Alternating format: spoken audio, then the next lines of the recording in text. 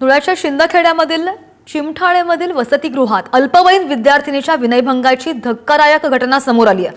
वसतिगृह अधीक्षकासह संस्थेचा संचालक पोलिसांच्या ताब्यात आहे। वसतिगृह अधीक्षक विजय भास्कर कोळीवर विनयभंगाचा आरोप आहे आणि या घटनेनंतर विद्यार्थिनीने तक्रार केलेली असताना सुद्धा संस्थेचे चेअरमन सुभाष चौधरी तसंच महिला शिक्षकांनी या प्रकरणाकडे दुर्लक्ष केल्याचा आरोप होतोय।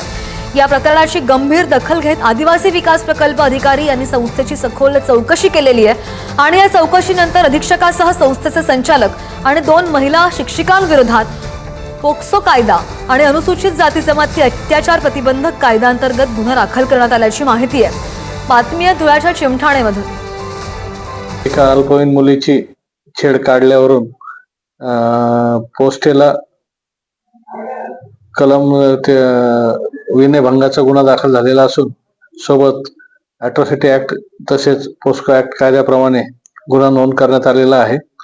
सदर घटनेमध्ये पोलीस स्टेशनला दाखल गुन्ह्यामध्ये चेअरमन आणि अधीक्षक यांच्या विरुद्ध गुन्हा दाखल करून त्यांना अटक करण्यात आली असून सदर गुन्ह्यात एकूण 4 आरोपी असून त्यापैकी 2 आरोपींना अटक करण्यात आलेली आहे। मुलीला डायरेक्ट जबरदस्ती केली सरांनी आणि परत दबाव दिला की घरी काही सांगायचं नाही, सांगितलं तर बघ।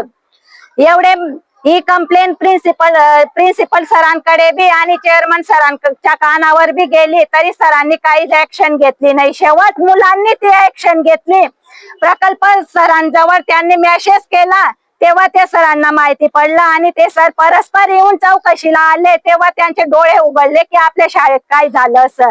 मग ही शाळा चालवायची आहे का मुलींना वापरायचं आहे इथं ते आम्हाला कळत नाही।